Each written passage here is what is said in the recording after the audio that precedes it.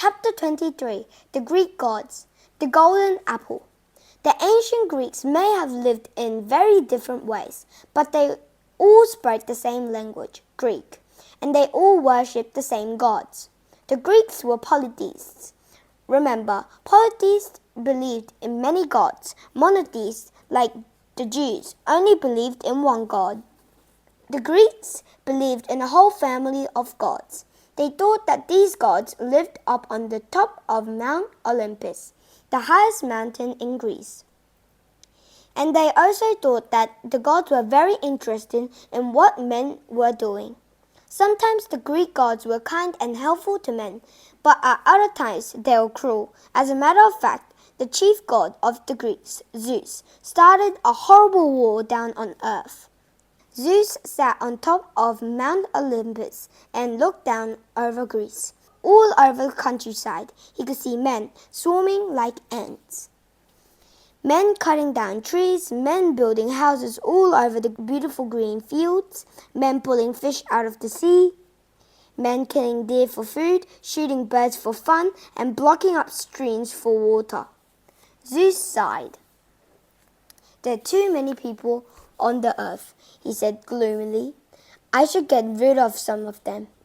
He thought, and finally he came up with a plan. He knew that all the gods were going to a big wedding, and that it would be the perfect time to start a fight.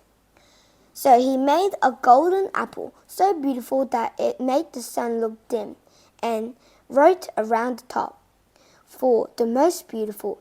Then he called Eris, the goddess of strife. "Here," he said, "take this apple to the wedding, and drop it on the floor in front of my wife Hera."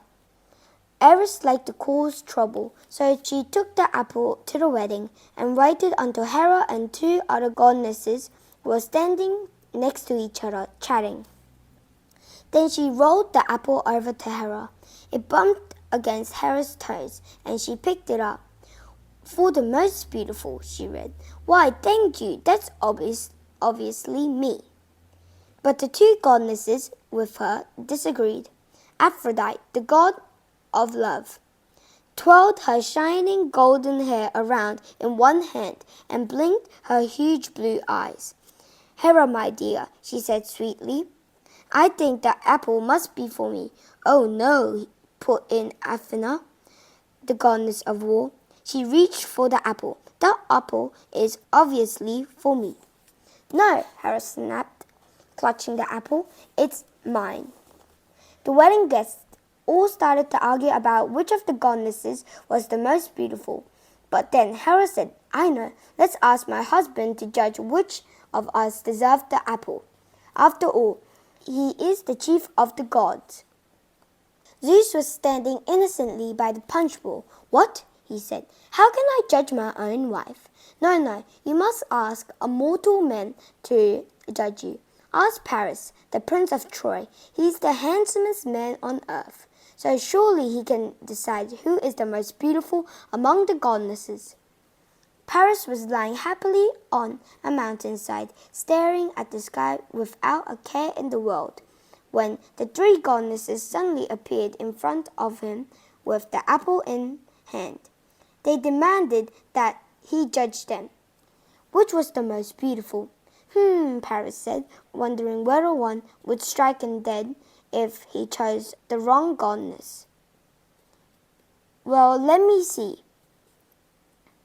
"Pick me," whispered Hera, "and I'll make you the king of the whole world of men." "Really?" Paris said. No, hissed Athena. "Pick me, and I'll give you victory in every battle you ever fight." "That would be wonderful," Paris said. "Wait," said Aphrodite. "Pick me, Paris, and I will give you the most beautiful woman on earth." Paris' eyes lit up. "That's what I want," he said, and gave the apple to Aphrodite. Aphrodite went back to Mount Olympus with Hera and Athena behind her, grumbling and complaining. There, Aphrodite made Helen, the most beautiful woman in the world, fall in love with Paris. As soon as she saw him, he was his forever, and she ran away to live with him in Troy. Unfortunately, Helen was already married to Menelaus, the king of the Greeks. Menelaus was furious, and he called on the gods to help him fight against Troy, defeat Paris, and get his wife back. Hera was still angry with Paris, so she chose to fight against Troy. Aphrodite was on Troy's side. The sun god decided to be on Troy's side as well. Poseidon, the god of the sea, wanted to see Troy destroyed. And so it went. All of the gods lined up for all against Troy as the Greeks sailed to attack it. And so the Trojan War began and lasted for years and years of bloodshed and death, all because of Zeus and his golden apple.